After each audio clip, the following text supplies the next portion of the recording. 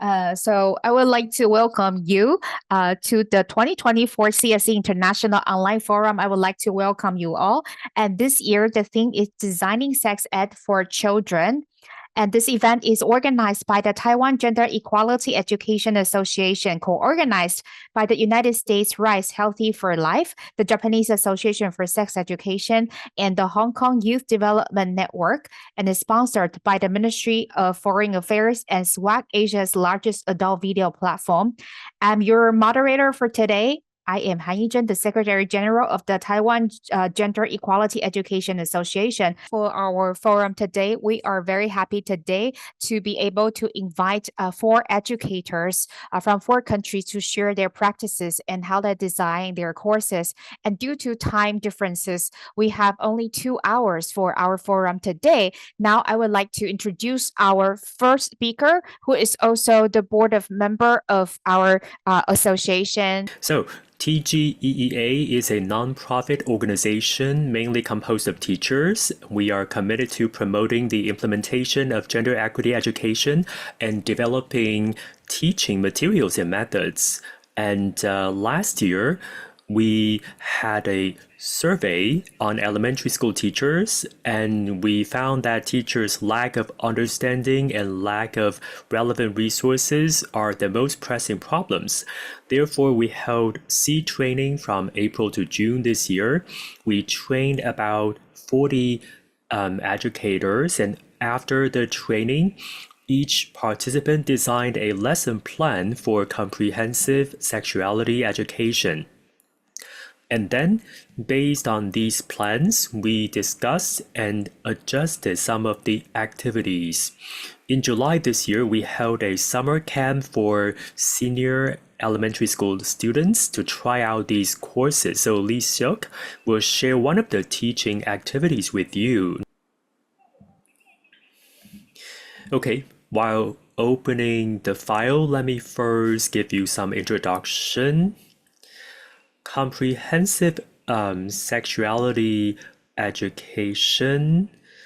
Well, back in 2018 and 19, we already started to try to understand it in our association. At the time, most resources were in English, but my English wasn't good, so it was very painful for me. I joined the study group. We tried to understand how the United Nations defined that and designed the materials. So, but it wasn't continued for too long. So today I'm going to share with you that in this process, we wanted to restart, but there were some other issues that interrupted our efforts. But this year, I think we have done this in a more systematic way, in a larger scale, and with a lot of experimentation. So I'm going to share with you what we have done this year. So, back in April this year. So, the whole summer was filled with CSE. Before the training, we had a lot of preparations, and we looked at each and every teaching activity and lesson plan.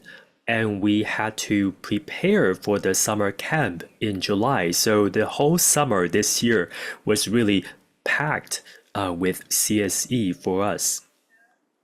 Okay. Sorry, there are still some technical issues. Okay.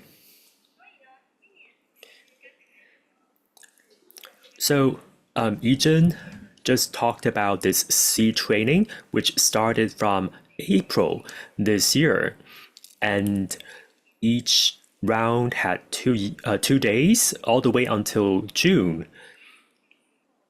At that time, I was the instructor for the first class, and I remember that the topic was human rights, which many people didn't quite like. Why do I say so? Because a lot of times when we talk about human rights, a lot of things are relative, and many teachers actually are the vested interests. We can say it that way. So I was thinking that in order to talk about human rights and CSE, I needed to have this courage to be disliked by others. I also wanted to tell teachers that human rights are actually an important foundation of CSE, even though we only talk about human rights in concept number 2 in CSE, but the idea of human rights goes throughout the entire CSE. Of course, human rights also talk about challenging people with vested interests. So I told the trainees that when you design your plans, you need to plan for those that are absent. For example, the indigenous people, migrant workers, or some other people, some other social classes that are absent in your classroom. So I encourage the teachers to think about putting these people also into the lesson plans. This is something that I wanted to remind the teachers when we design our classes. Well, in our design process, we have a partner called Zhang Jinsong who put forward this idea of designing gender-friendly restrooms. We thought that it was a good idea. Ever since the beginning of gender equity education, restrooms have always been an important topic because on campus, that is a very, let's say, gender place, a very gendered place. So in the past, when we talked about such teaching materials, we talked about the design of the logo for restrooms because those logos often showed gender stereotypes. But without stereotyping, many people would go into the wrong restroom. That wouldn't be good either, because I don't think that's a good idea. But when we think about gender-friendly restrooms in recent times, there's an opportunity to flip that logo design of restrooms. So at that time, we had 3 parts in the training. First, we wanted to remind the students, the children, of their past experience of going into restrooms. So what should be the good design for restrooms? So you can see what students write. It shouldn't be too smelly. There should be trash cans. There should be a sink. The waiting line shouldn't be too long, things like that. And also, should we throw the tissue paper in the toilet or in a trash can? So these are what students write on the blackboard. This is an important first step because this allows students to realize that the foundation of a gender-friendly restroom relies on everyone's experience. Everyone needs to go to the restroom, right? So everyone should think about different needs of their own. In our second step, we have this activity of putting ourselves into someone else's shoes. Everyone gets a identity here because we need to think for those who are absent. So we want children to understand the diversity of the world. So as you can see on the screen, we designed 21 characters. These characters belong to different ethnicities, gender orientations, and with different health conditions and disabilities, etc. So, in this part, which is the second part, even though we still talk about restrooms, at the same time we integrate the idea of diverse genders and diverse ethnicities and disabilities. We put these different ideas in this second part so that students can think about if these different people have different needs when they go to the restroom. So in this second step, we had a lot of discussion between children, and sometimes they needed to do some research. For example, this character that you are seeing, Danubak, so he has a specific disease or health condition. So the children had to do some research on that condition regarding his intestines. So the children are very serious about understanding the needs of each character, and if there are things that they didn't understand well enough in the past, for example, different body sizes, different body conditions, or different religions. There's a character who's a Muslim, and also child care, transgender. For example, at the bottom here, can you see my pointer? Yes. So here you see gender identity and gender orientation. So these different spectrums allow students to think about what kind of a person this person is and what are the possible life stories of this specific person.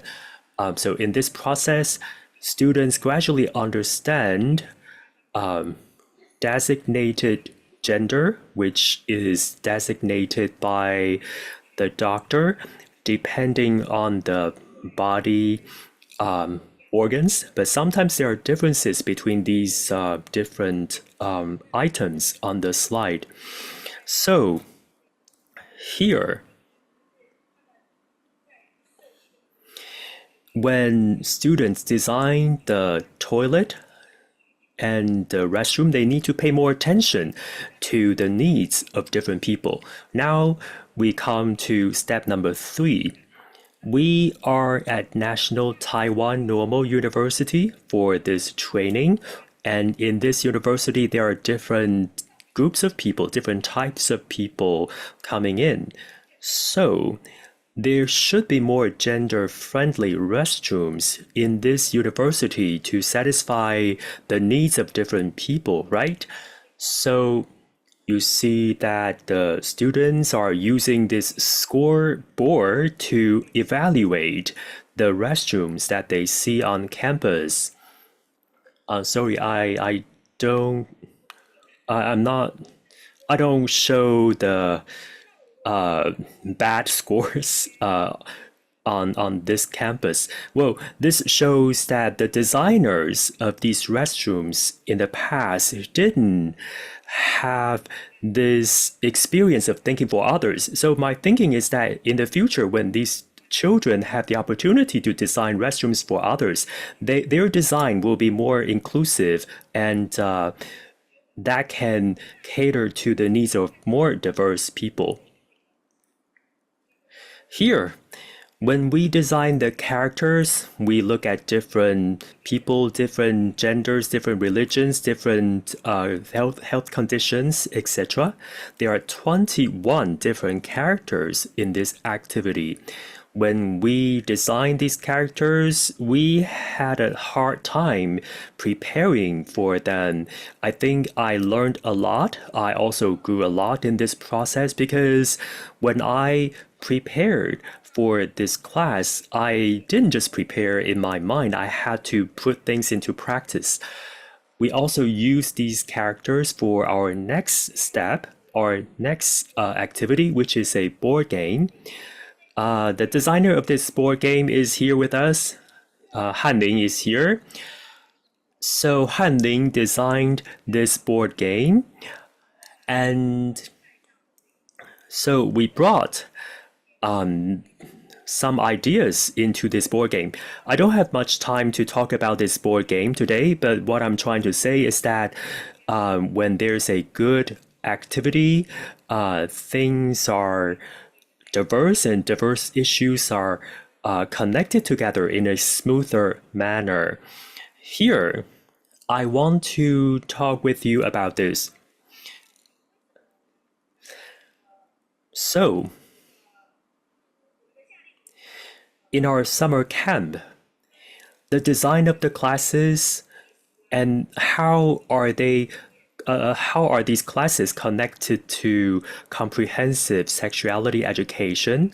Well, I think when it comes to our design, it's not just about checking all the boxes of the indicators. I think that's actually the other way around. We have to, in this process, okay, let's look at this part first.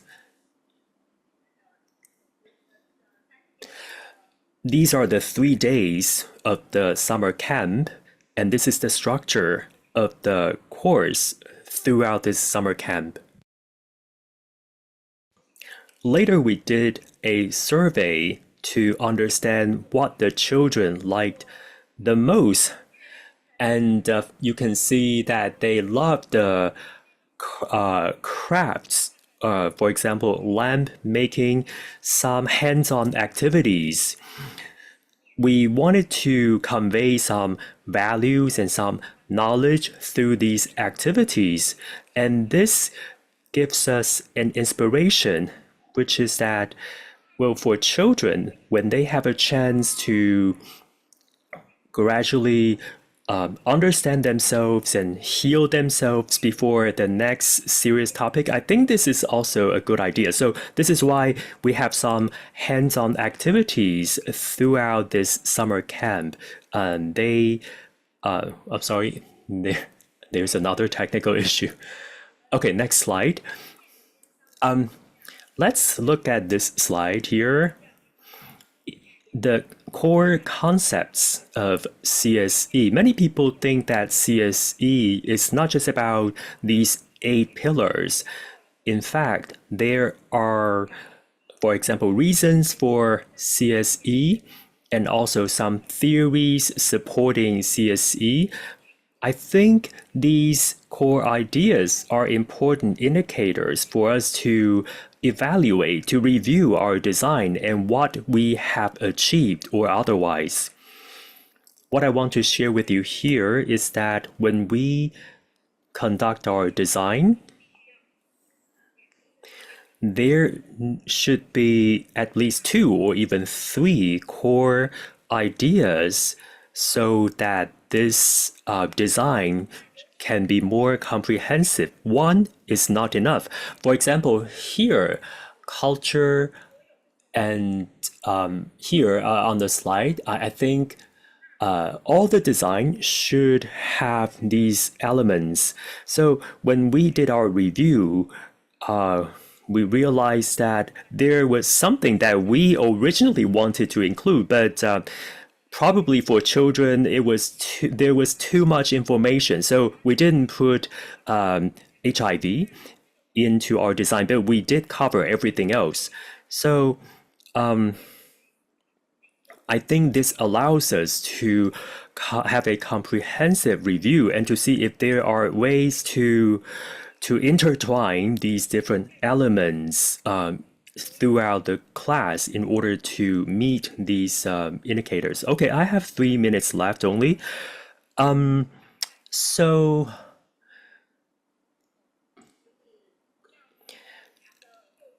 Does this mean that we have successfully achieved everything?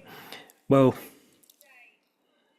when the teachers discussed together, we did have some concerns and worries when we carried out our seed training. Well, the audience was very competent teachers, very capable ones, but did we convey our information well enough? Well, I think probably this is discussable. And second, when it comes to the summer camp, as you know, teaching teachers is easier, but when you teach students and when you are not prepared enough, you are going to be ignored or they will fall asleep. So I think students' feedback usually is the most straightforward. They will very directly let you know if they like the class, if the class corresponds to their needs. So we were very nervous. We spent a lot of time preparing for the summer camp, much more than maybe 100 times more than the seed training. I'm not exaggerating. And at the same time, we are worried that we focus too much on the design of the class. I didn't check the goals often enough. When I teach gender education in the field,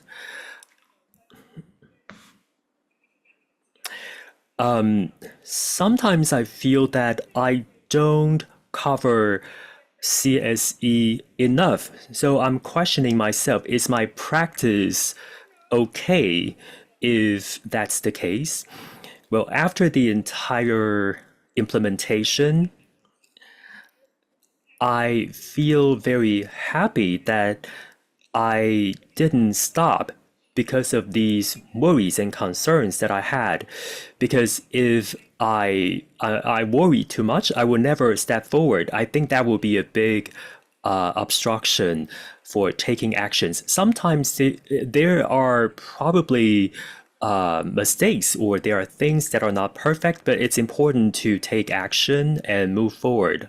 I'm sure that we have to move forward gradually in order to see the beautiful scenery ahead. I have 1 minute left, sorry. What's very important is that we are not afraid of mistakes. When there are mistakes, we have to face them and correct them rather than being afraid and so that you don't move ahead anymore. We have to put the children in our heart, and we need to use more dialogue and more time to respond to all the needs of our children. Thank you so much. Thank you, Li Shu, for that presentation. Another reminder again for those of you participating online, feel free to leave your comments, your feedback in our chat box. You can use any language you want. And also we will open the floor for questions. So you can actually start to think about your questions. And we are going to have two speakers now, two individuals from Rise Healthy for Life. It's American Sexual Education Organization. And this is an organization based in eastern northern part of the Tennessee, which is a region close to Appalachia Mountain region. And it is a nonprofit organization that focus on presenting their programs to the teens. So now I'm going to give the floor to Leah and Rebecca. And you have your floor now. Please turn on your microphone. Thank you. All right, is this working? Can you hear both of us okay? Okay, sweet. All right. So I am Leah Loveday, and I'm here with Rebecca Pearson. And we work with Period Education. That is a program out of Rise Healthy for Life. Next slide, please. So Rise Healthy for Life, once again, is a a sexuality education nonprofit in Northeast Tennessee in the United States, where we promote responsible, inclusive sexuality education for all ages. So not just programs centered around children, we also work with adults. One really cool thing about RISE is that they've created their own curriculum called Stellar Sex Education that's adaptable for middle school, high school, and adult ages. And so what period education is a RISE program centered around puberty, specifically menstruation, for kids ages 8 to 12 of all genders. So Rebecca and I are actually third-year university students at a local college where I study community health and Rebecca studies nursing, but we really just have an interest in puberty education for some reasons that we're going to get into, of having a lack of puberty education, but having a really large interest in sexuality education. And so through RISE, we were able to develop alongside them a curriculum and now program. So next slide, please. So the first question is, why do we need this education, especially in our region and especially in this part of the globe? Next slide, please. So we found in our research that 14% of children in the United States live in poverty. So that's at or below the poverty line. And for this for our country means particularly that they qualify for free or reduced lunches in school, or they qualify for certain like federal assistance. And that in itself already means that they're spreading just about what they have very thin, money-wise. Next slide, please. And because of that, we also found that 1 in 3 of low-income people with periods have missed school or other events due to lack of period products. So that's work, school, it could be something like a school dance, it could be prom, it could be anything, any big event. And that 1 in 3 of those, that 14% is going to be missing those events due to just the lack of period products. Next slide, please. And so they did a national poll where they asked people if they think the period poverty is a issue in the United States. And they said that 68% of people found that, yeah, it is a problem. But they also found that only 4% of those people knew of local or even national assistance programs for helping people get period products. Next slide, please. So what Rebecca is talking about is period poverty in terms of not being able to access products. But what we're interested in primarily is period poverty also means having a lack of information and education about your period. So just to give some more on what the United States looks like is the United States, it really differs on what region you're in for how accessible sexuality education is. We're in the southeastern United States where sexuality education is typically not required in certain states, but specifically in the entire United States, only about 20% of US schools that even require CSE name puberty education. And so why this is really important of why we need this education is we're seeing that the average age of first menstruation is getting lower and lower in our modern ages. And so the reason that our curriculums aim towards people from 8 to 12 um, is because of menstruation happening from 8 to, on average, 11 years old. And we see that this is most prevalent in underserved populations in the United States. So different ethnic groups such as Latino or Black populations are having periods earlier and also need education on this. Next slide, please. So why it's really important that we need this education early is we know that menstrual education is most effective when delivered before this is happening. And so if you're delivering it after in these ages, it's not going to have as much value. And it's actually shown that if this education is not delivered before puberty, people can develop a higher increase in lack of self-confidence, a higher risk of different risky behaviors such as substance abuse or earlier sexual debut. And that's something that we see in literature about puberty education. Next slide, please. So what we're looking at here is the state of Tennessee's standards about puberty education. So inside of Tennessee, the requirement in our schools is 8th grade is usually when menstruation is first named. So for ages, that's about 13 years old. And as we just mentioned, a lot of people are already having their periods by then. So this education is not useful. And here we see as well is fifth grade, which is about the average 10 to 11. But we see that on the far right standard is that they're just going over hygiene practices, and that this a lot of the times is not delivered by a sound person who knows about CSE. It might be a school nurse, it might be a teacher who adopts it, but it's focusing more on hygiene rather than all of the social, emotional, and physical changes that puberty can cause. Next slide, please. So why it's important that we talk about also our region is we also see a gap in schools, this education not being delivered, but there's also issues within the home and during our culture.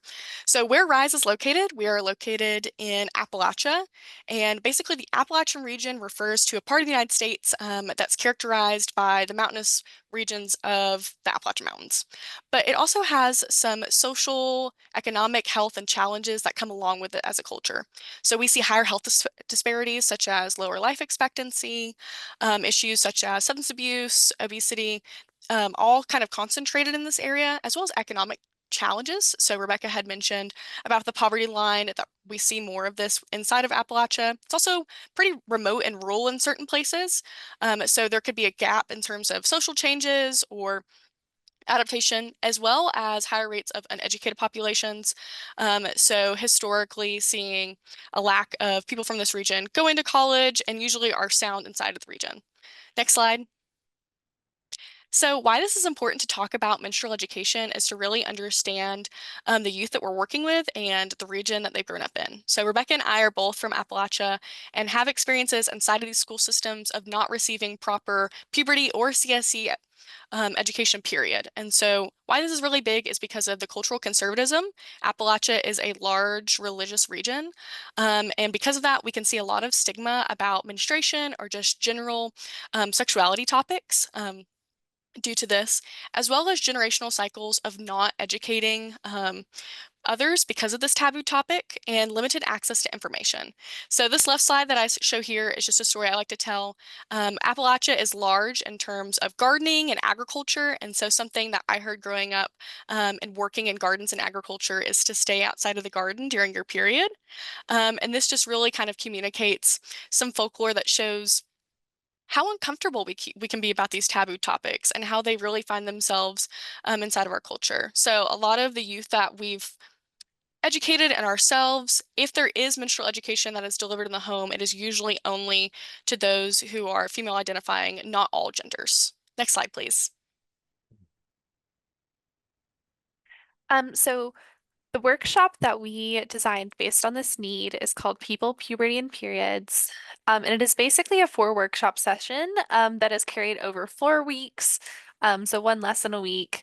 And they each have their own individual topics. So the first one's about anatomy, the second one's about puberty, third's about periods, and then the fourth is about care. And so the main goal of this, and I guess the main focus, is making sure that this is peer delivered. So for us, it was really big. That's why it's called PEER-iod education. It's delivered by peer college-aged youth. So we had the privilege to have some people trained in this curriculum as well. So we have a bigger group of college students here at ETSU who are able to deliver this curriculum.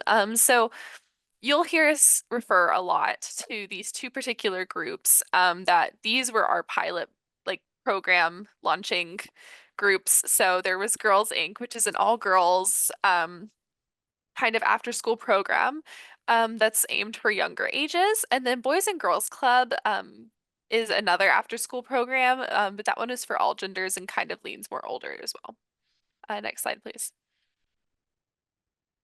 So getting into what we're actually covering in our curriculum is the first thing that we want to talk about is when we design the curriculum alongside of RISE, this idea that our bodies are more similar than what we perceive and are told. And this is really important when talking about menstruation and puberty, when we kind of alienate ourselves and there's just some issues with understanding other genders' anatomy and also social experiences. So in this, we're talking about this first one, just anatomy, so understanding your own, but also people with clitorises and penises and showing how similar they are in terms of anatomy and how that might translate to us as people being similar as well.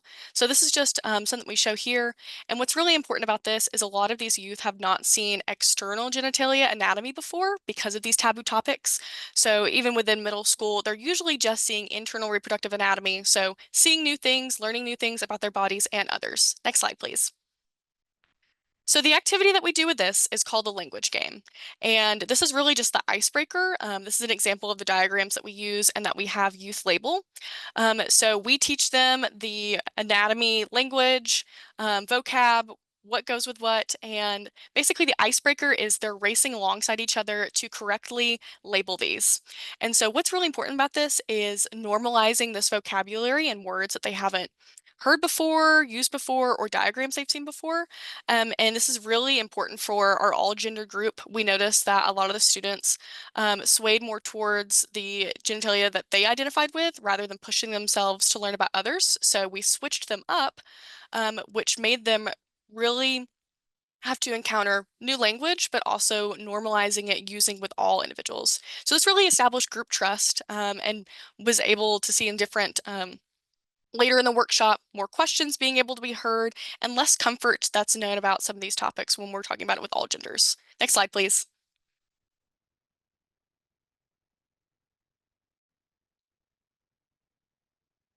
Oh, Rebecca, your mic is off.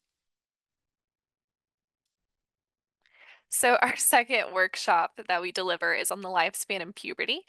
So it kind of begins with the conversation about what the changes look like for both bodies, as well as how it all relates to each other. So as previously stated in that first workshop, we kind of focus on more of the anatomy and how it's similar. And then this one is more on like the changes that happen and how it is similar for all genders. So the activity that we do is called milestone sorting. So the goal of the activity is for participants to sort and kind of order these milestones in occurrence. So basically they get this long line of tape, and they get sticky notes with different kind of occurrences that happen throughout life, different milestones, such as learning to walk, losing your first tooth, getting your first period. And so then they kind of sort those through, and the hold on. And the differences in where they place them is a lot of where they're from kind of centered. Next slide, please. So we saw that within this activity group, that Girls Inc. our all girls after school program, the conversations kind of centered around like regional perceptions, so periods, pregnancy, and heterosexual relationships in this area. And we also saw that in Johnson City, which is where we're located, that's the city that our college is at, that's so first of all, teen pregnancy in the United States is defined as anything under 18 years old, so pregnancy under 18. And they found that in Johnson City, 4.1% of all pregnancies in our city were under 18. And so they also talked more about like marriage and religious concepts. And so in this region, we also see that people who lean more religiously tend to also get married sooner. And then we also saw the Boys and Girls Club, which is our multi-gender after-school program, that the boys centered more on physiological markers, and the girls kind of centered more on societal markers. So, and we also thought it was interesting to note that the boys that took that class knew more about menopause than our girls did. And so this exercise just kind of communicates how these conversations should be taking place, because everybody's going to go through kind of similar experiences and how that relates to people in your own life. Next slide, please. So workshop number 3 is about periods. So our activity that we do for this first is called the funny name game, and they really like this one. It's basically where they share kind of different nicknames that they have heard about periods. So some of them are like Ant Flo or Shark Week or being on the rag. And those are just some like little nicknames. And we also discussed that we have those nicknames because stuff makes us uncomfortable and kind of exploring that instead of trying to like shy away from it. And then we also have another one later on in the actual workshop itself. That is the period calendar. So it kind of goes over the story of the period and it tells you the story of the period. So from menstruation into the different phases of it and ovulation and how those overlap. But we also saw that it was kind of hard for the parties to grasp. So even for people who were already menstruating, that we saw that it was kind of difficult for them to grasp on that. Next slide, please. So some of our curriculum questions. So one of the things that we like to do is kind of do little reflections throughout the workshop just to kind of make sure that everybody's on the same page.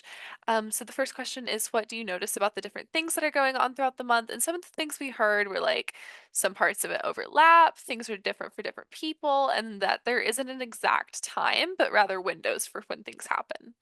Next slide, please. And also, our big thing for this is, why do you think it would be helpful for people who might not have periods to know about them? And the best answer is that people who don't have periods still need to know about these things so they can talk to their partners, kids, doctors, friends if they need to. So it kind of opens up that conversation, allowing these individuals to kind of take a step in their own health and advocacy. Next slide, please. So our fourth workshop just centers on care and management of your period. So we do demonstrations of different types of period products. So most students are most familiar with disposable products that are normalized here in the United States, but got to try reusable pads, see how they're used, as well as walk away with getting a product pack. So as we talked about, we're combating product inequity by giving it, but also allowing different students to see the different types that they could use to manage their care, and be able to bring those home regardless of gender and provide those to either a sibling for themselves. So next slide, please. Next slide, please. So what we saw here with evaluations, because we did after school groups, we've only done this twice, and so there was about 24 total participants overall. But something what we see with after school groups is going in and out, having to leave early with workshops, so we were not able to capture a lot of like large evaluations. And so what we saw here was just a majority of youth grew in comfortability on discussing bodies and periods. Again, this is a huge feat in terms of talking about comfortability with talking about this with all genders in our region, as well as the majority of youth stated they learn new things about bodies, puberty, and periods, and that's helping combat that gap that we see in home education and school education. So next slide, please. Some improvements that we're going to use is reevaluating the curriculum. We talked about with putting this together for children. Ages 8 to 12 is a large knowledge gap when we're talking about are they able to read and write to the same accord? Do they have the same vocabulary? Are they learning the same things in school? So we're talking about maybe splitting it up to like 8 to 10 or 10 to 12 because of these different stages in life. And then we're also reevaluating activities, specifically the menstrual cycle explanation and cycle tracking to make it a little bit more interactive. Next slide, please. All right. And so we just wanted to say thank you all so much for having us. We definitely have a passion for it, and we just hope that this curriculum can keep going and growing, especially outside of our region and to your all's countries as well. And we just want to say thank you. Thank you guys so much.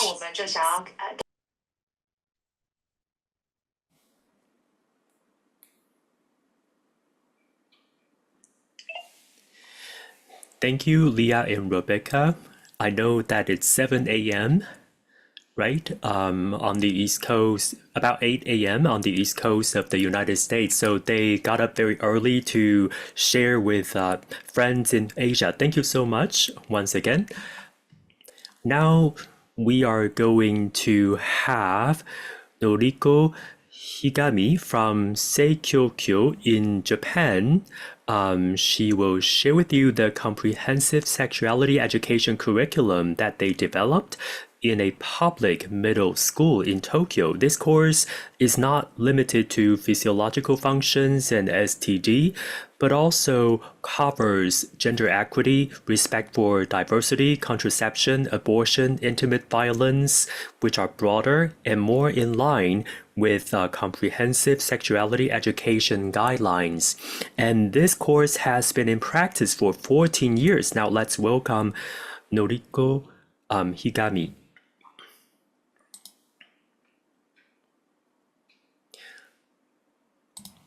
Hello, everyone.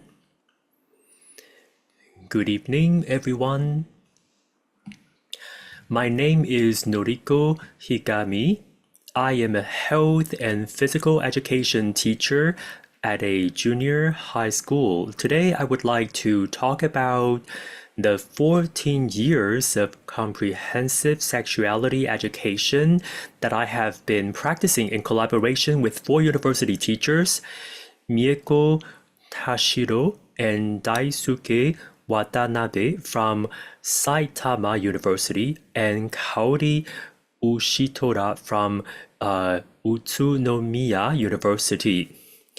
Well, the Japanese government is not proactive in promoting comprehensive sexuality education.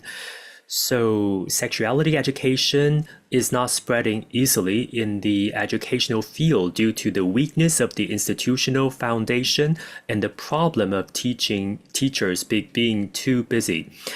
Nevertheless, UNESCO's International Technical Guidance on Sexuality Education has been introduced in Japan, so an interest in CSE in schools, homes, and social education is increasing. However, conservative politicians attack schools for being too radical in their sexuality education, and the field is shrinking from doing sexuality education as a result. Next slide, please. Children currently obtain information about sexuality from the internet, but they are misled by distorted information and do not find the correct information, which has led to the emergence of various sexual issues such as sexual victimization and also perpetration of sexual assault against children, sexual exploitation via social media, child sex trafficking, unexpected pregnancy, and STD. So given the reality of these children, Japan's current sexuality education is insufficient. We 4 teachers have been practicing sexuality education classes at public junior high schools.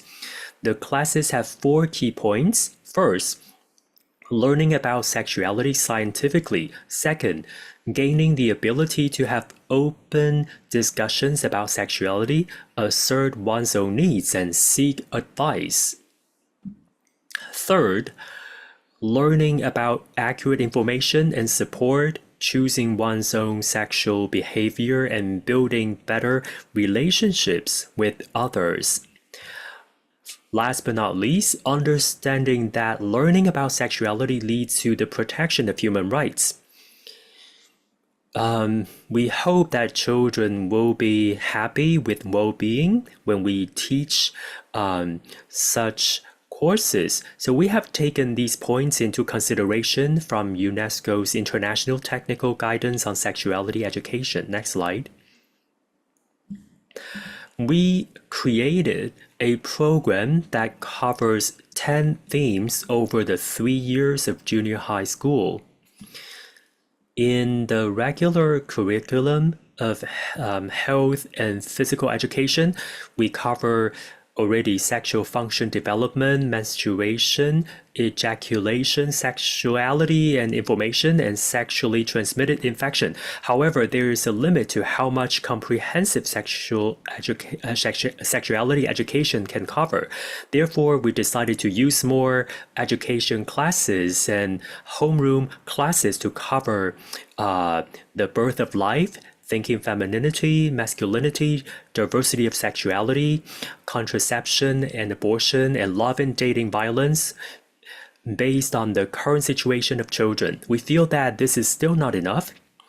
Contraception and abortion, in addition, are to be covered only in high school under the current national curriculum guidelines in Japan. In order to establish sex education in schools, we first, well, as you know, some students don't necessarily go to senior high school, so we want to teach such content already at the level of junior high school. Well, in order to establish sex education in schools, we first talked to the principal about our thoughts and got the principal to understand. And then we firmly positioned this course in the school's curriculum and notified the local board of education. We had teachers observe classes to ensure their understanding of the classes. When they saw the positive changes in the children, more and more teachers said that they wanted to teach these classes as well. In order to get the entire faculty to think about this, we established a Human Rights Education Committee and incorporated sexuality education into the Human Rights Education curriculum together with food and body education. We also wanted to seek understanding from the local community, so we always made our classes open to the public, send information to parents, nearby elementary and junior high schools, the Board of Education, the Health Center, the Gender Equality Center, etc. And we received various feedback and opinions to improve our classes. Next slide. Well, the following 2 points have been important to us in creating our classes. Now we see these 2 points on the slide. Point number 1. In order to create classes that meet the actual situation and needs of the children, we used questionnaires before and after the class and reflection papers after the class. Second, some junior high school students are very interested in sexuality while others are not. In order to make everyone think about this as something that could happen to everyone, we have made it a priority for students to enjoy participating in the class. For example, we had quizzes, group work, and panel discussions, which are more dynamic. Also, we devised visual aids.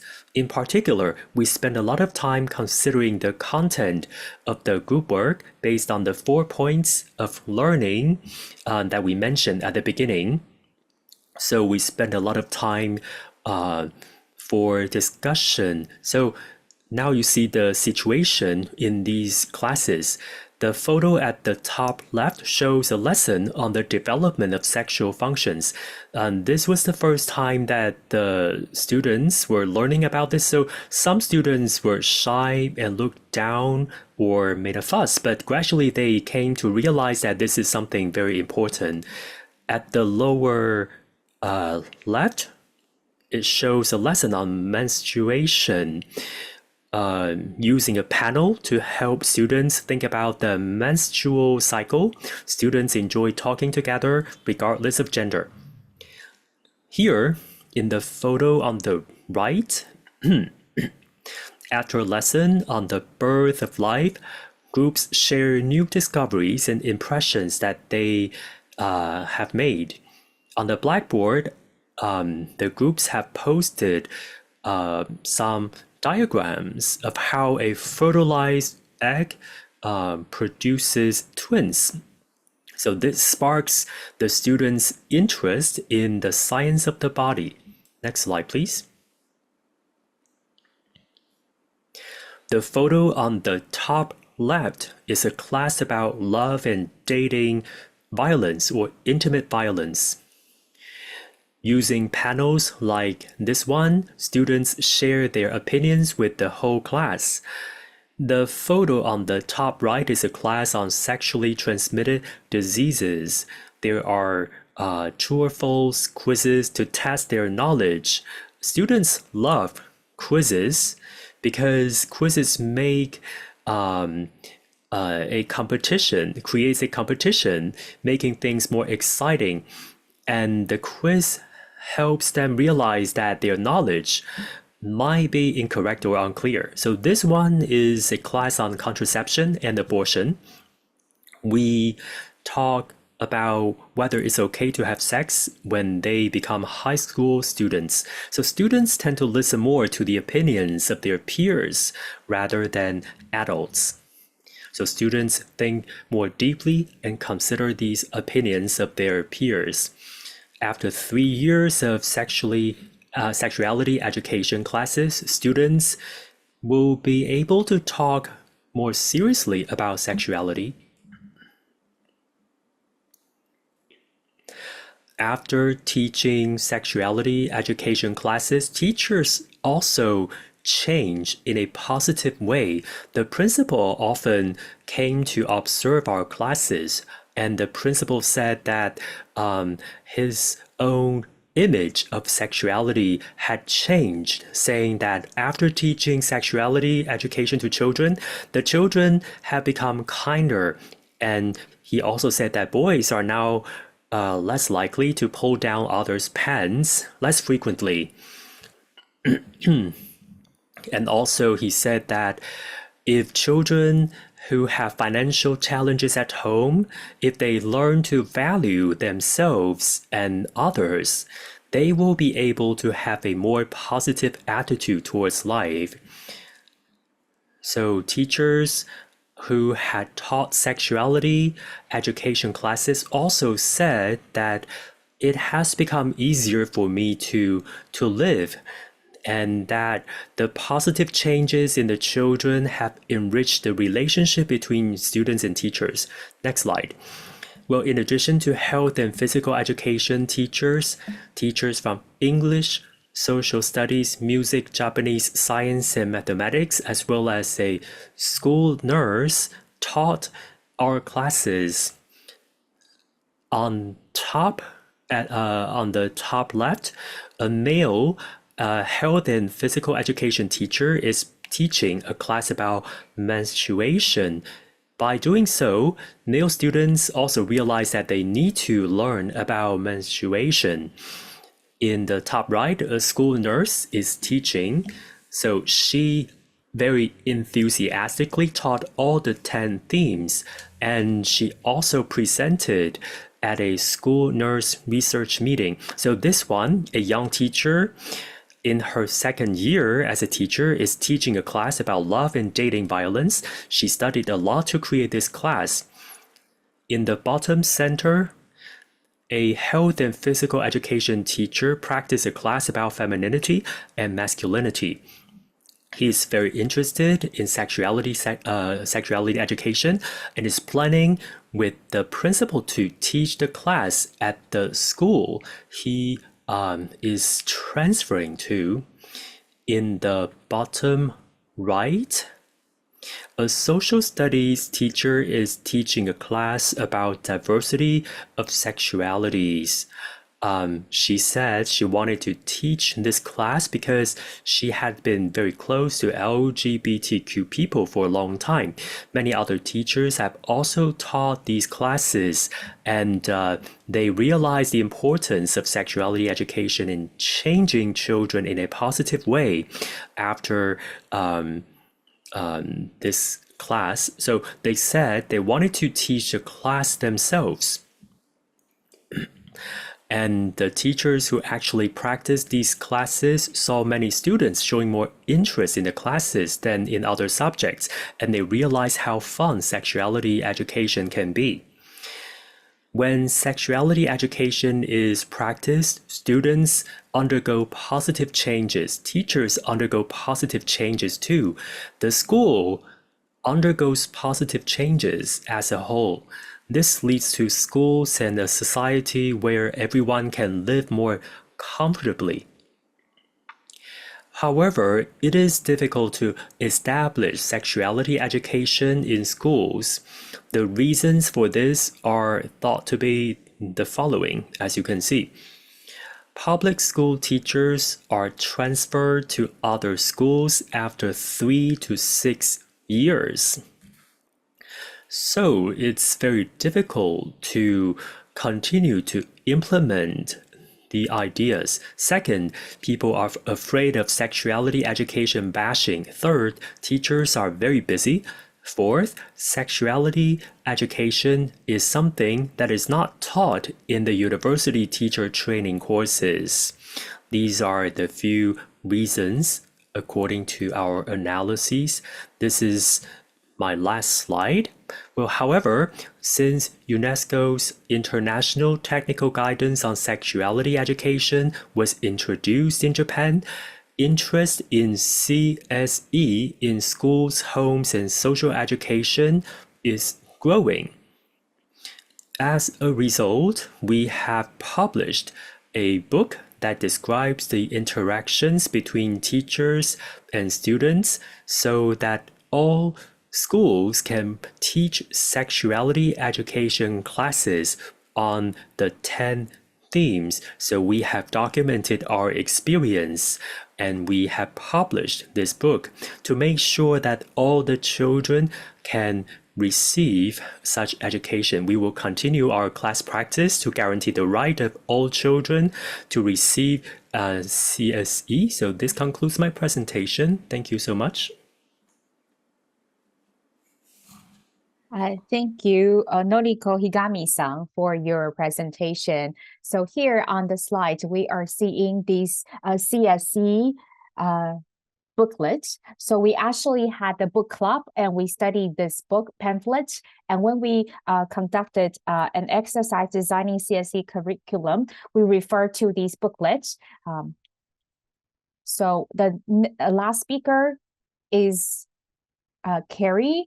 And she is the education manager at the Hong Kong Youth Development Network, Teens Key. And Teens Key provides Hong Kong's young people with safe and gender equal comprehensive sexuality education through various means, such as school programs, online games, and board games. And then now I'm going to give the floor to Carey. Hello, everyone. Can you all hear me? Thank you. So I would like to thank our organizers' invitation.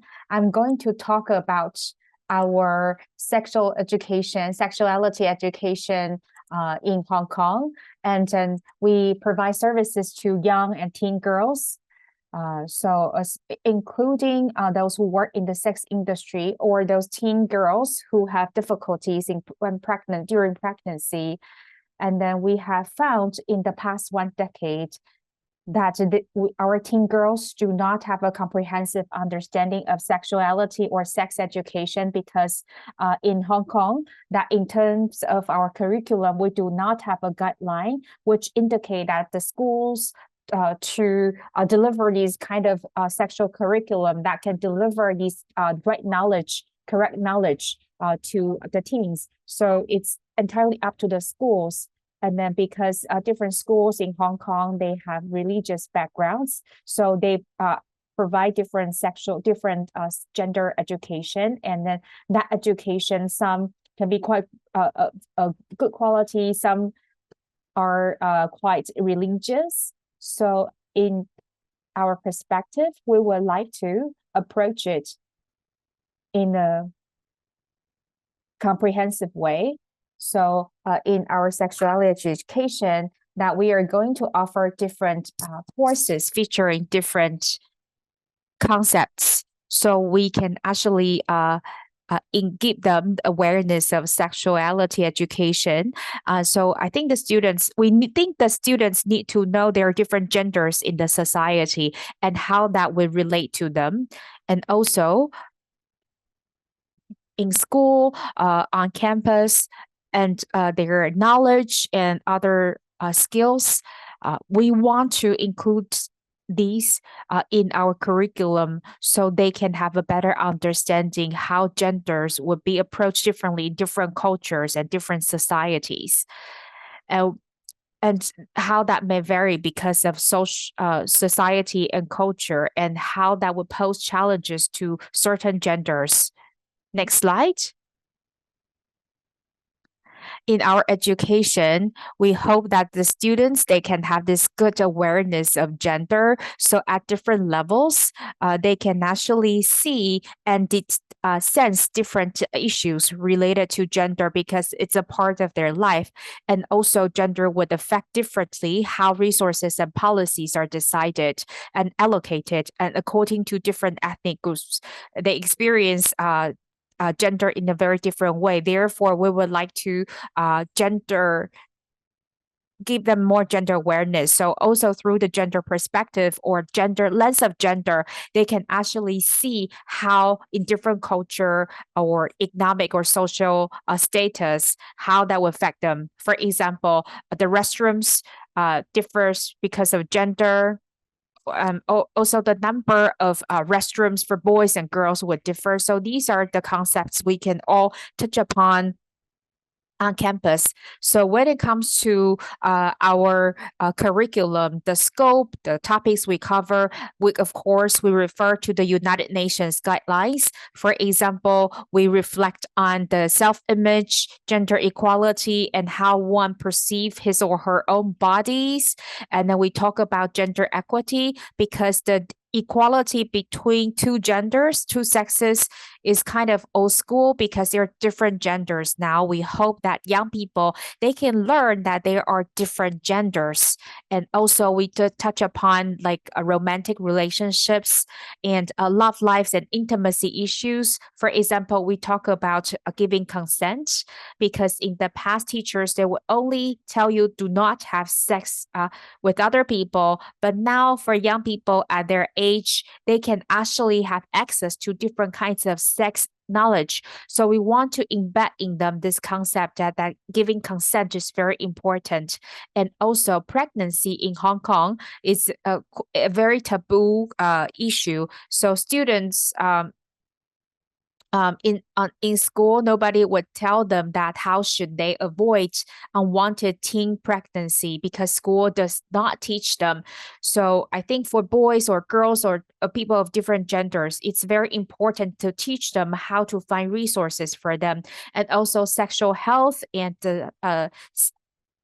self-protection and different knowledges about, for example, what is AIDS, and also legal knowledges, what is sexual harassment, what is gender-based violence, and also some of the sexual exploitation and sexual image violence online. These are the topics we cover. Next slide.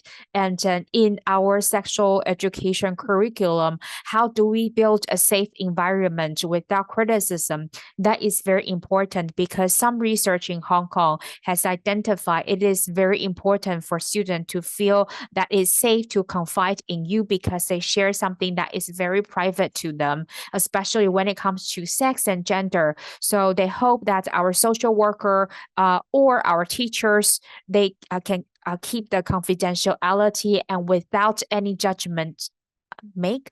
So it's very important and critical to them, so we can build a safe environment for them so they can comfortably share what's on their mind on campus or in the public space, and they can feel it is safe to talk about sex rather than sex being a taboo, untouchable issue. And we hope that our mentors or those people who talk to the teens about these gender questions, that you should at least answer them. Always there should be an answer to each question. Even you do not know what the answer is, you can tell them maybe we can find the answer together, so our teens can feel there are questions that cannot be no questions that cannot be asked, and then the adults will be there for them while they search for the answers, and give them positive values. And also all the discussions are confidential. And then we should make it very clear to them this is a very safe environment for them to talk about their own experiences, because everything discussed will be confidential, especially for girls.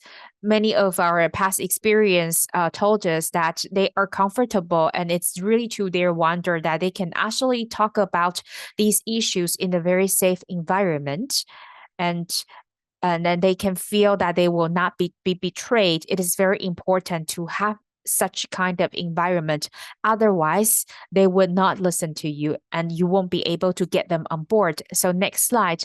So these are some of the examples. For example, gender equity. When it comes to this topic, we would conduct a survey to gauge the teens' feedback on this issue. And these are anonymous survey because in Hong Kong, on our classes, our students tend to be quite shy. They would not just raise their hand and answer your questions. They would only share that with their classmates, pull their classmates to the other side. So we would just use our survey and questionnaires and lots of post-its. And if they don't want to say this publicly, they can write it down. We can collect all these different opinions and put them on the blackboard. So that is a kind of way to make them feel it's secure and safe, so they can express freely. Therefore, at the first stage, we use lots of post-its and memo so they can express themselves. Next slide. So these are some of the comments they make during our survey. So we ask them, like in Hong Kong, what will be more advantageous gender to be in Hong Kong? And if you want to change your gender, would you change your gender or would you like to keep your assigned gender? So many of them would say that girls in Hong Kong, girls are more advantages, enjoy more benefits. For example, girls can be protected, and then also like teachers, they treat girls more in a preferable way because they think the girls are more obedient. And then we will check with these students are these true? Are these comments true? That if the teachers are showing preferential treatment to girls, and how would that make the male classmates feel? So we can talk about these limitations and constraints of different genders. Next slide. And so many of them feel that they want to be girls because girls tend to get more benefits and then they attract more attention. So we ask the boys what are the difficulties they face, because in this kind of discussion, it will make boys quite difficult to say something because they feel they are quite intimidated by the woman power. And then some of the boys would say that girls would not be pressured to buy their own houses. And then when we ask with the boys, where did you get this idea of that boys need to buy their own houses? And then we will check with the girls that if you want to start a family, if you are heterosexual, would you feel that when a boy say something like this, how would you answer them? So this will be the kind of interaction we design for them. So different genders in different societies, they actually suffer from the pressure coming from the stereotypes. And then, okay, next slide. Some girls prefer to be boys because some girls, they feel that they do not have to care about other people's views about them, and then they won't suffer from these appearance or look anxiety, because girls need to be always look their best at any moment. So we would also ask them that where did you get that appearance or look anxiety? So these are perspectives that allow us to start more conversations rather than limiting our discussions to our puberty and our physical changes. So these kind of discussions is more relevant to their lives and daily experiences. When we talk about puberty physical changes, that they would say that, oh, they have already taught this in elementary school, they're not interested. And however, with this kind of very close relevant topics, it will be more much easier for them to open up to us. Next slide. So these are some of the examples we capture online to strike up conversations with them. So how the social criteria or social standard would affect them. For example, in the picture that what are the characteristics of women that the boys dislike the most, and we would ask their feedback, and then they can actually in this process understand what are the socially attached values to being a boy or being a girl. Next slide.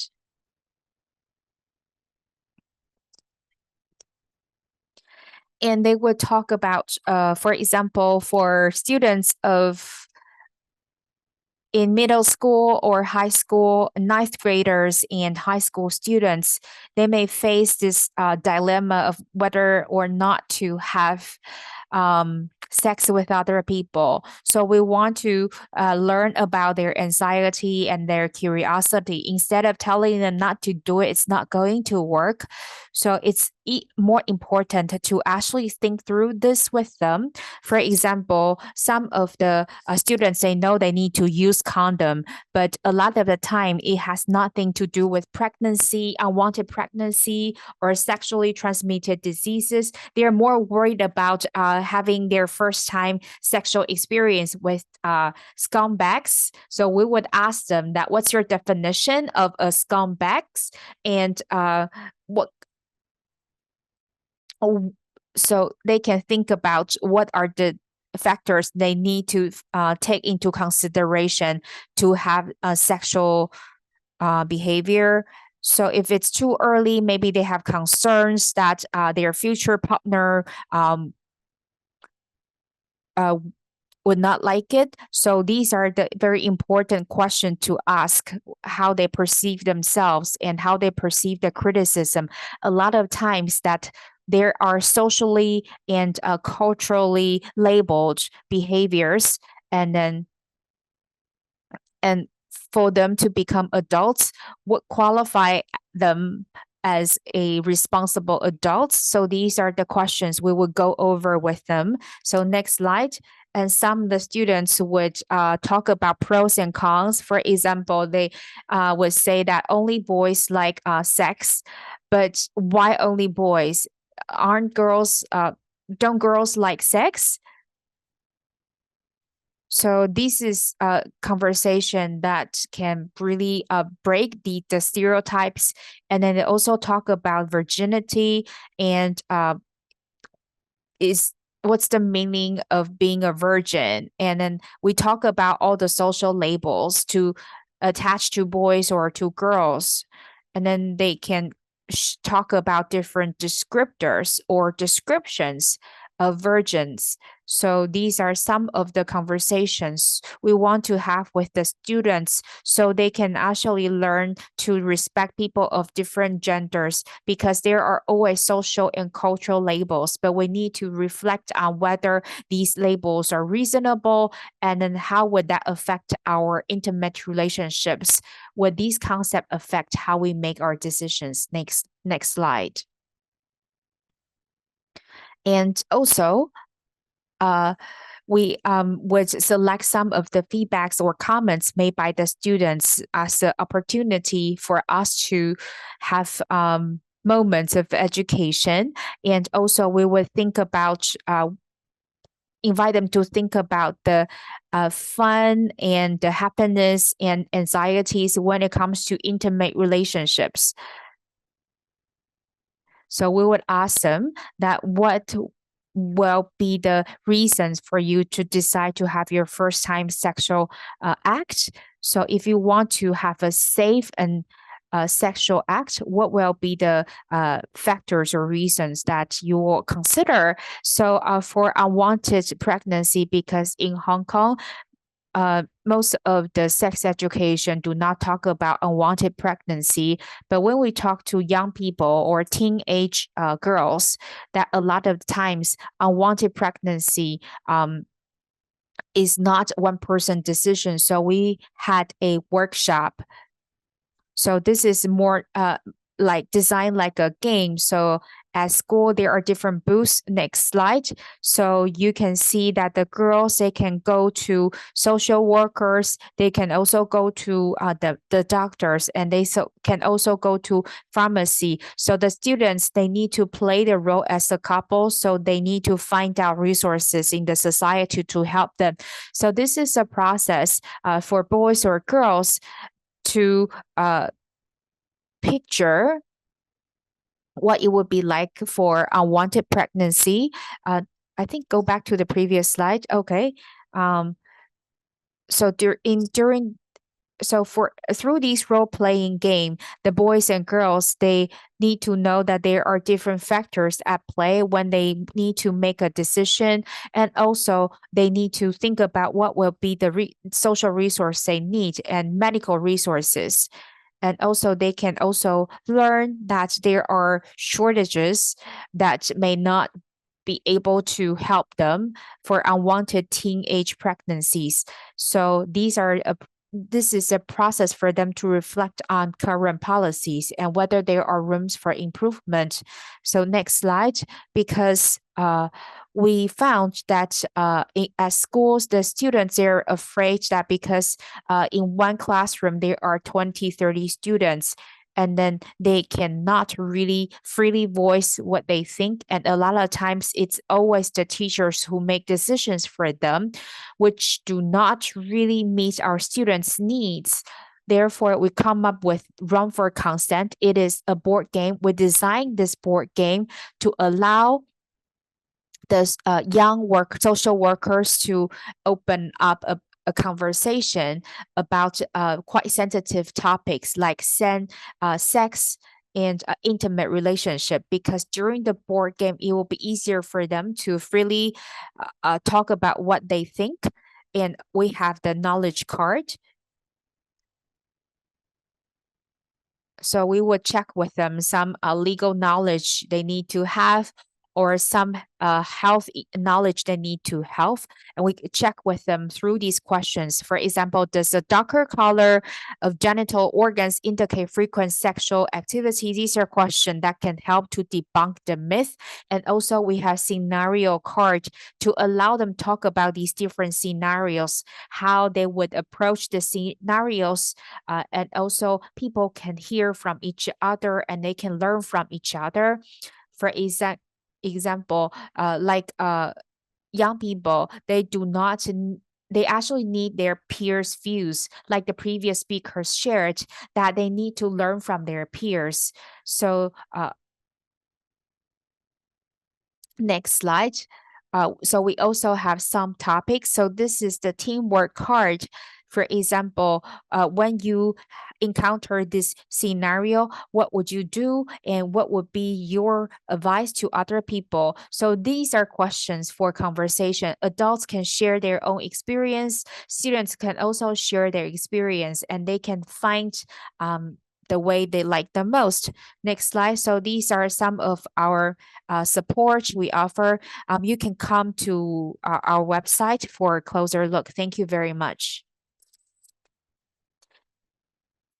Thank you, Carey, for that presentation. I really enjoy those board games you design. It's very inspirational. Okay, today each speaker only had 20 minutes because we want more opportunities to interact and to ask questions and answer questions. So we just collected 2 questions from the Q&A, the chat box. If you have more questions, feel free to raise them. Now, let me first ask the first question. This is for Leah and Rebecca. You mentioned a workshop, and there's a question from a teacher. How did you teach the usage of moon cups? So Leah and Rebecca, maybe you can answer this question first, and other speakers can also jump in later. Leah and Rebecca, please.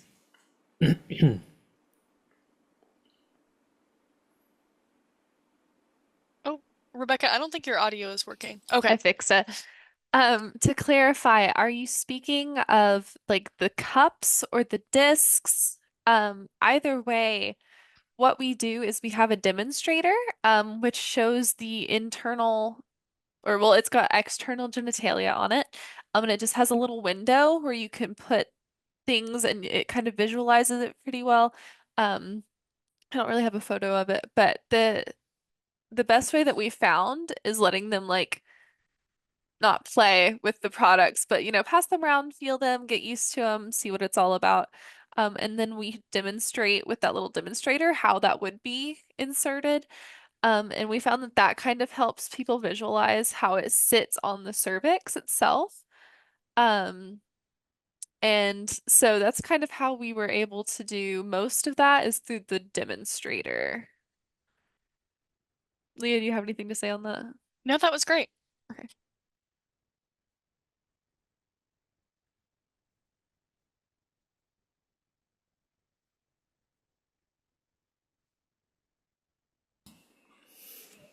Okay, there are some more questions in the chat box. The second one is for all the 4 speakers. When you teach CSE, have you ever faced objections from parents? If so, how have you responded? When you teach CSE at school, does the school stand with the teachers to communicate with the parents? And if so, how do schools communicate with parents? So let's start from Siok. Oh, but this is for, I think, the Japanese speaker. I think, well, it's fine. You can still answer. Okay. Well, of course, sometimes I encounter more sexually more conservative parents. So when they realize that we talk about sexuality in such an open way, of course, they have some concerns. And when I communicate with parents, I often tell them that children nowadays are different from your imagination. There's a lot of media, a lot of information from the media. So if you don't teach sexuality well, then they tend to be misled by information on the internet or in the media. I think I'm trying to scare these parents, saying that if we don't respond to children's needs in a positive way, if we don't convey information correctly to children, then children may feel that they cannot learn anything. They cannot learn what they want from teachers, and in turn, they will find other ways. I think this appeals to parents a lot because when they see that there's a lot of, for example, a lot of information in the news. For example, some children who appear to be well behaved, but they get pregnant unexpectedly. So parents realize that they need to really cater to the needs of children. And also I invite parents sometimes to come to my classes to see how I teach sexuality. But I have to say that so far there hasn't been any parent really coming into my classroom, but I always open my classes for parents to join me.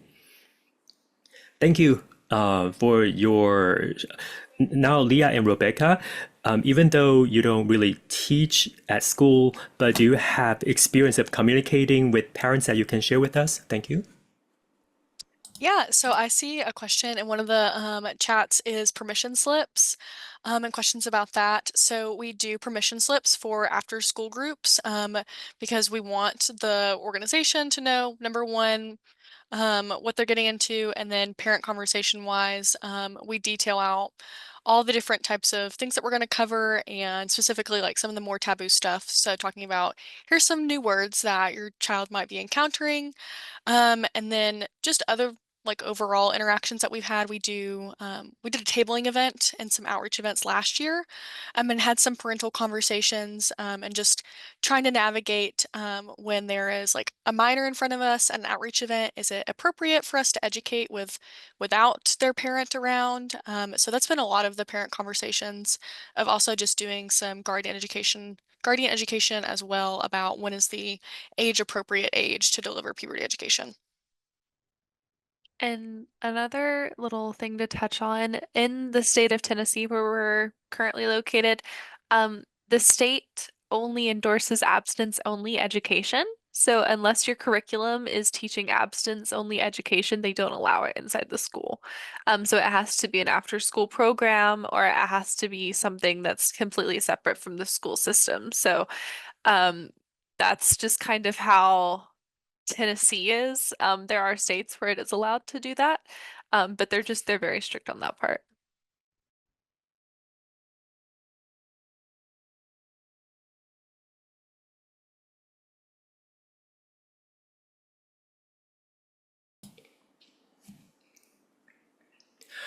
Thank you.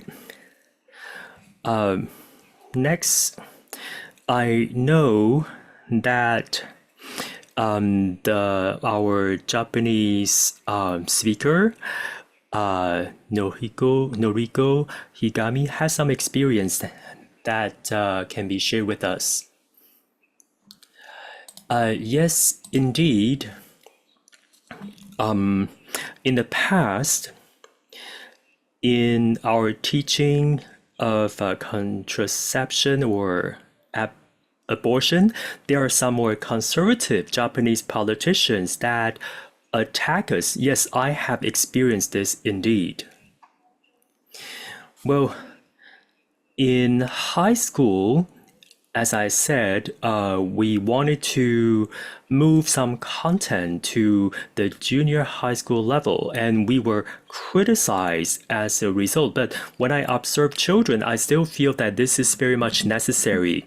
Nowadays, a lot of media are talking about the necessity of doing so. So even though we have been attacked by conservative people, but at the end we got the consent of the schools saying that as long as parents are okay, we can teach these classes. Well, in terms of contraception and abortion, we notified parents. We wrote a letter to parents inviting them to observe our classes, but in fact, so far we haven't had any parent coming to the classes, but no parent has told us not to teach such classes either. As I said, children nowadays can use the internet to get all sorts of information, which has led to some problems. So adults now know the importance of sexuality education.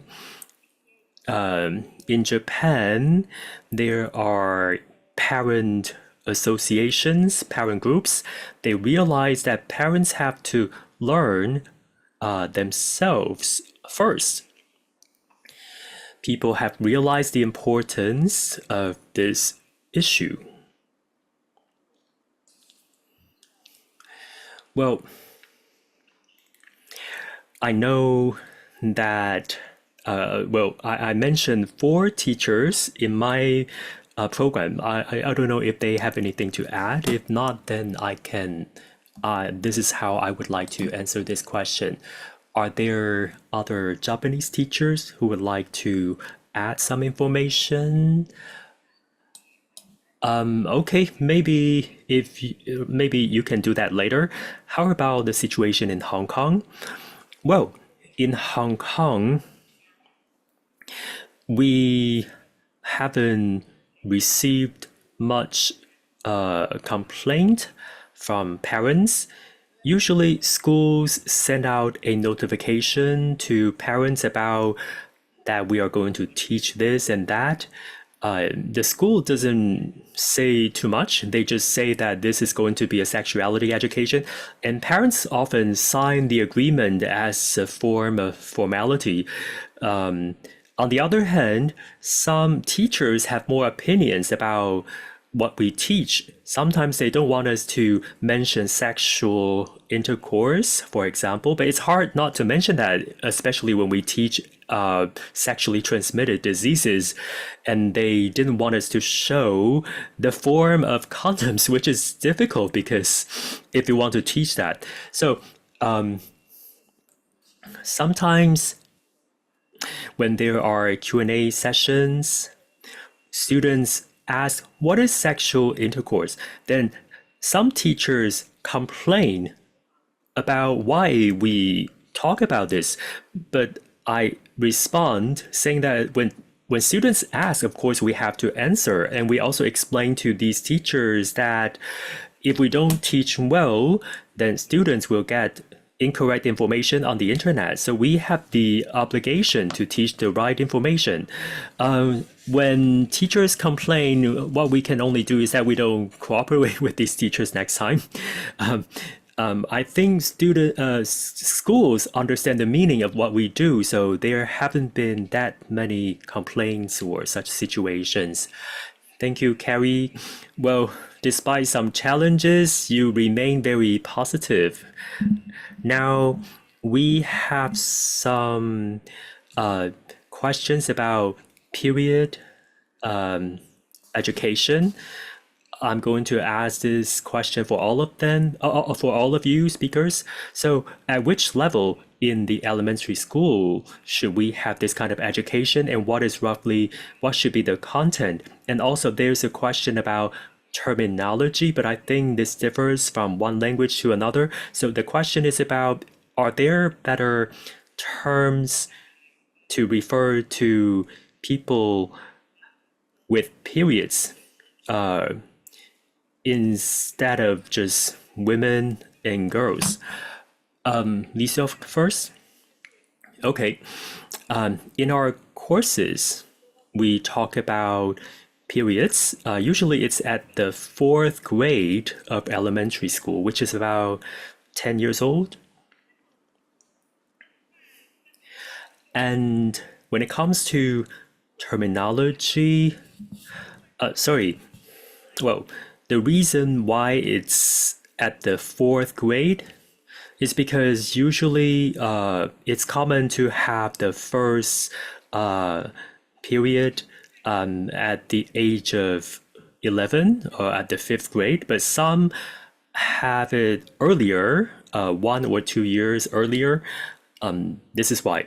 In terms of terminology, when I talk about this, I use the two systems, the systems of eggs and the systems of sperm. So when I explain why there are periods, I explain things this way, because if I mention women or girls specifically, this may exclude some groups, for example, intersex people.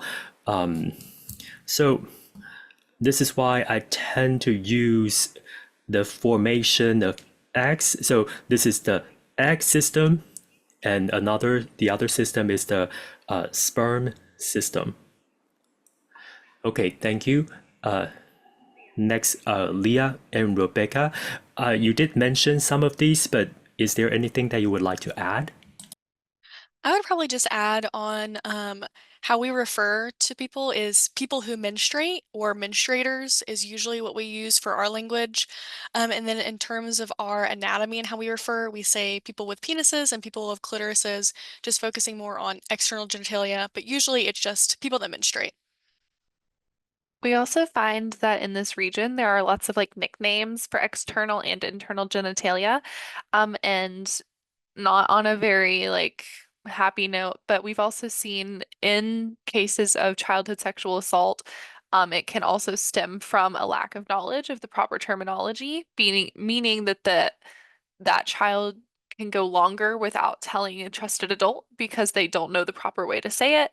Or if they do say it, the adult doesn't understand because they had some weird nickname for it. And so that's why anything that we teach doesn't have cutesy nicknames. It's just straight anatomy. It's just very cutting out that possibility of teaching them things that aren't like anatomically correct.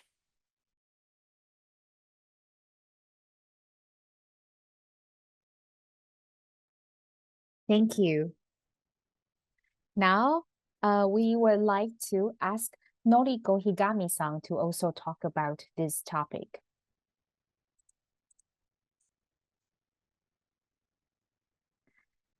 In terms of the menstruation education in Japan, we started menstruation education from fifth grade, and at seventh grade, there will be some menstruation education as well.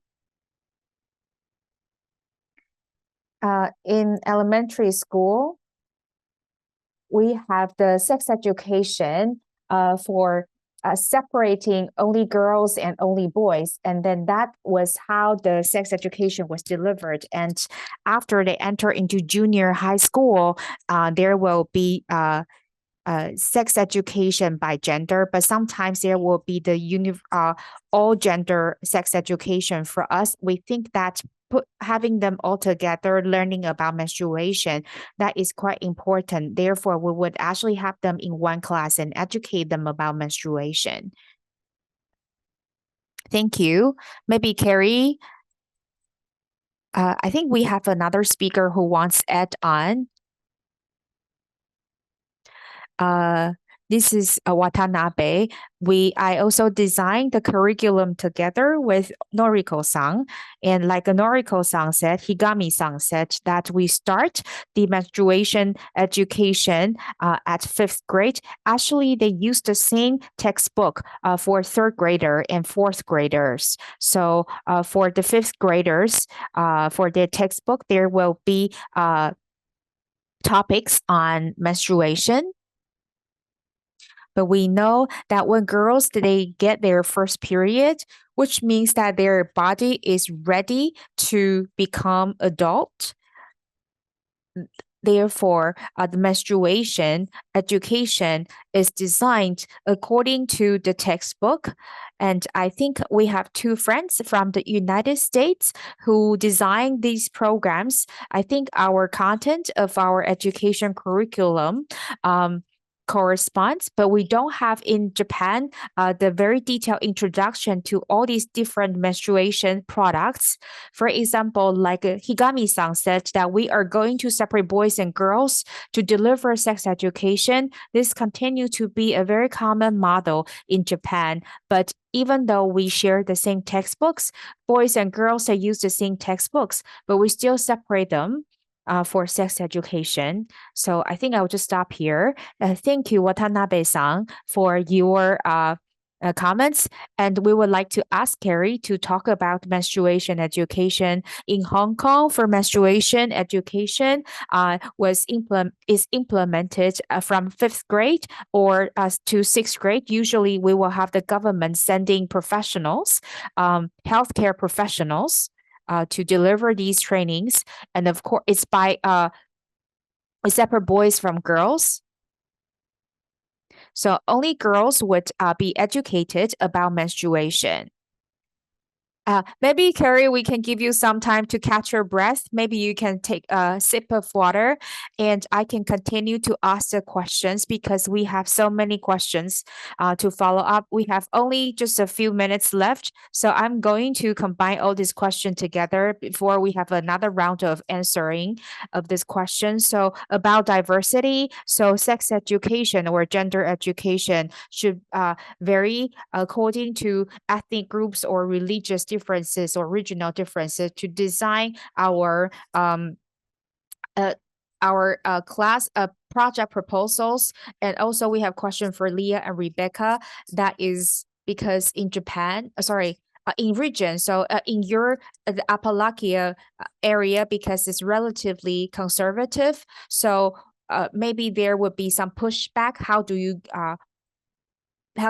respond to people when people push back on your education, your curriculum, and then how diverse genders are included in your curriculum, in your CSE curriculum? So maybe we can ask Li Shu to answer the question first.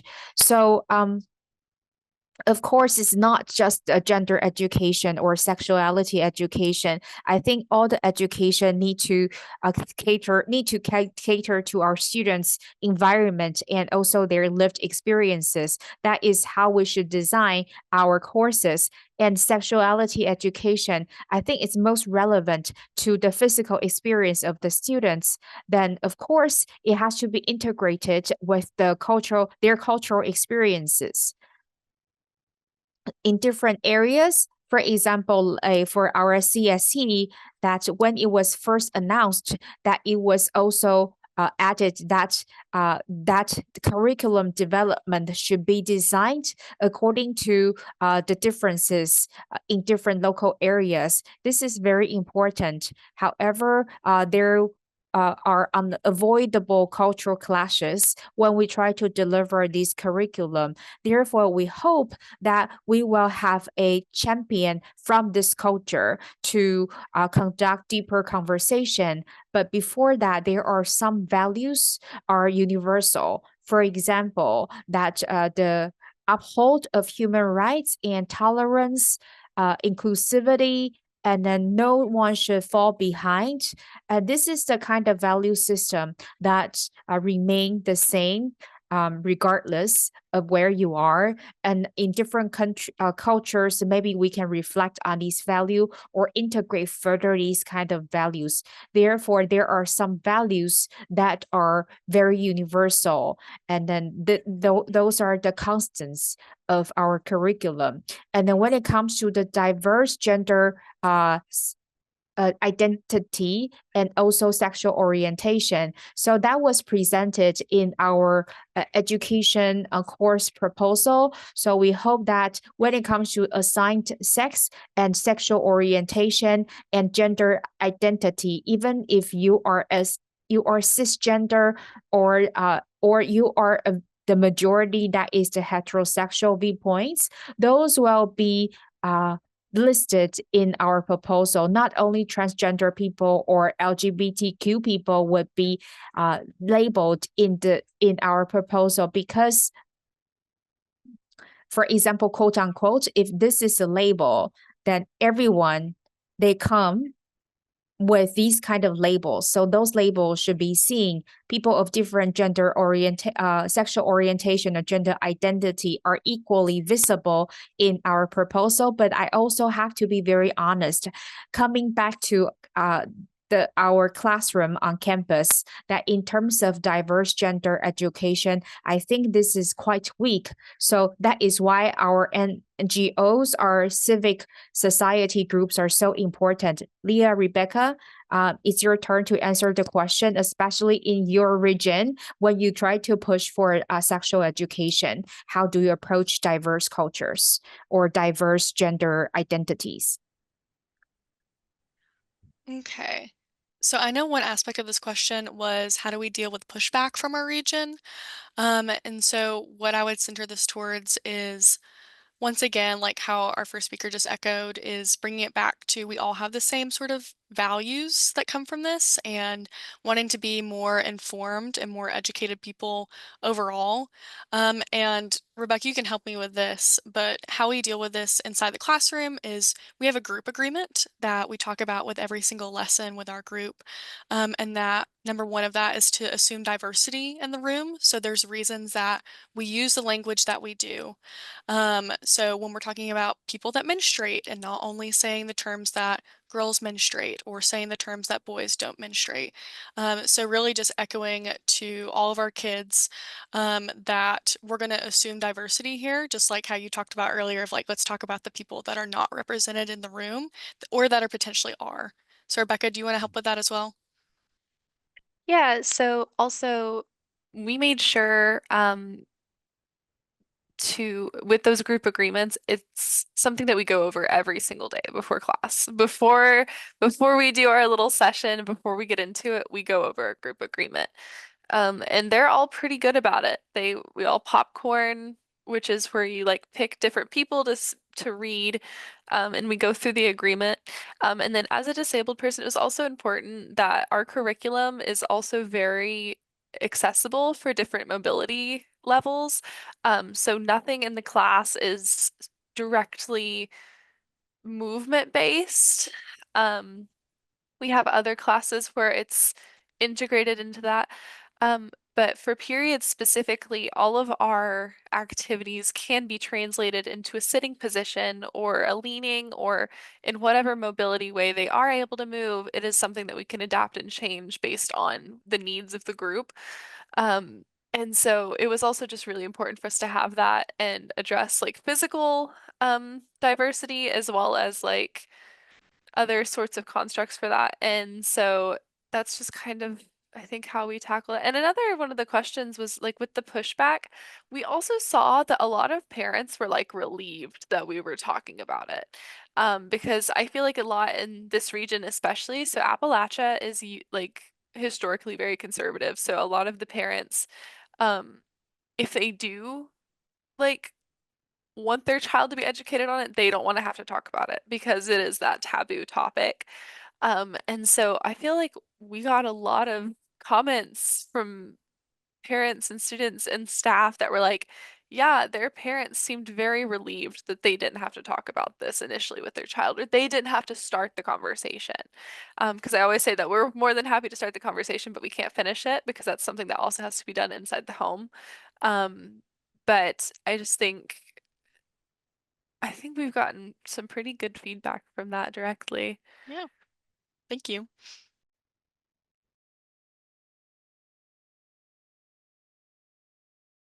Thank you, Leah and Rebecca. I think your curriculum and how it is designed is fantastically designed. So maybe we can ask Higami-san because I think we are running out of time. So we can ask Higami-san to keep this very short.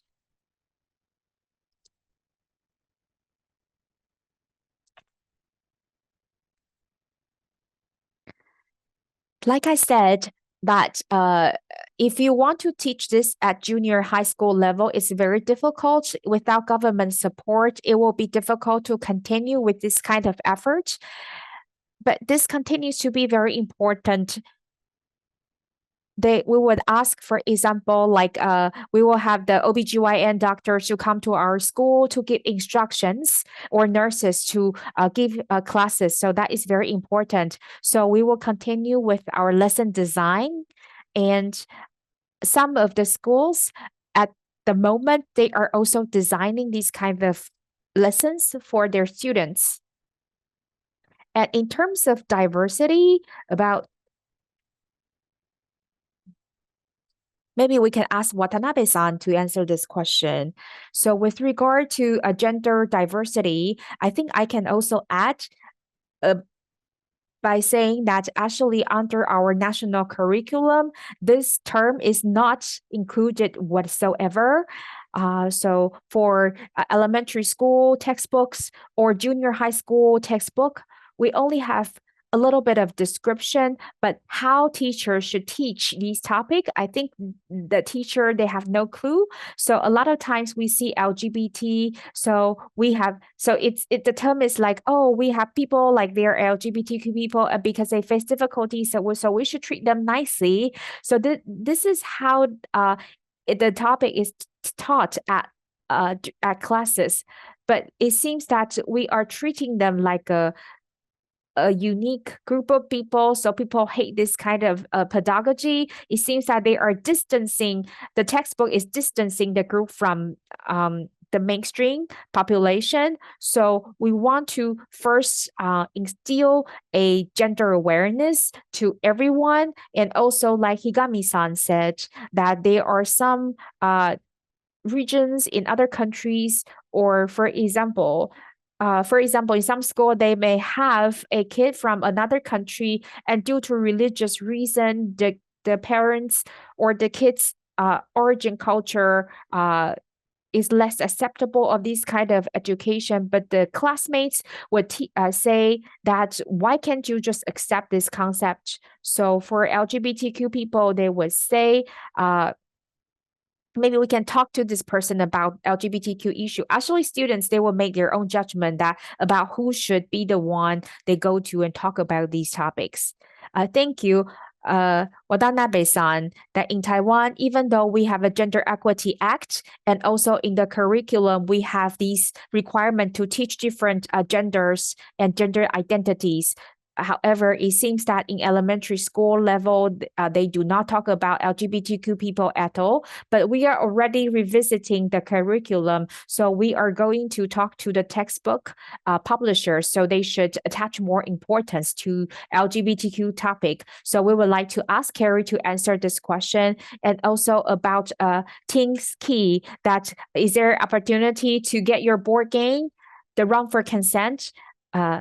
I think for that board game, because we don't have many in stock, if you're interested, please definitely write and reach out to us by email. And about racial differences and ethnic groups, we do have those in Hong Kong, for example, like Muslim students. So we need to talk to their students and first know and learn about their attitude toward gender topic. But we do have universal values, especially human rights related issues. We will take for example, getting consent, and then also like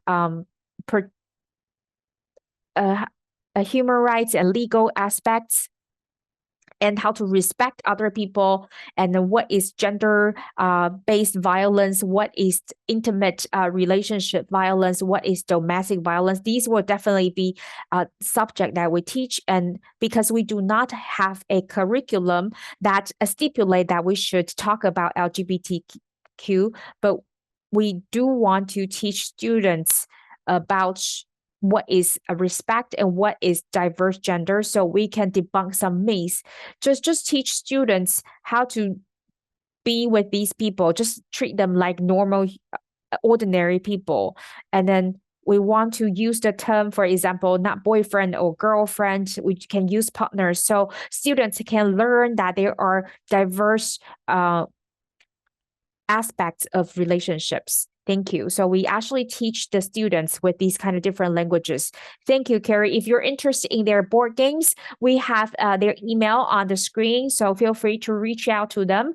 And in the interest of time, we are running a very tight schedule. It's time for us to wrap up our event today. We can still have lots of unanswered questions in our chat box. Maybe later on we can ask these questions in written form, and then the answers will be published on our official website, so we can answer your questions all together. And then we would like to thank all our speakers for fantastic discussion and presentation. I would also like to thank you for your participation. Last year, we had the very first comprehensive sexual education international forum in Asia, featuring speakers from 6 countries and nearly 400 attendees from both domestic and international backgrounds. And even though this forum is conducted online this year, but it allowed us to extend our reach to the United States, connecting with organizations in the United States. Therefore, we hope to continue to continue this network, and then we can continue to have international CSE forum. We hope that in the future we can have offline events. If you want to continue to contribute to these exchange, feel free to donate to us.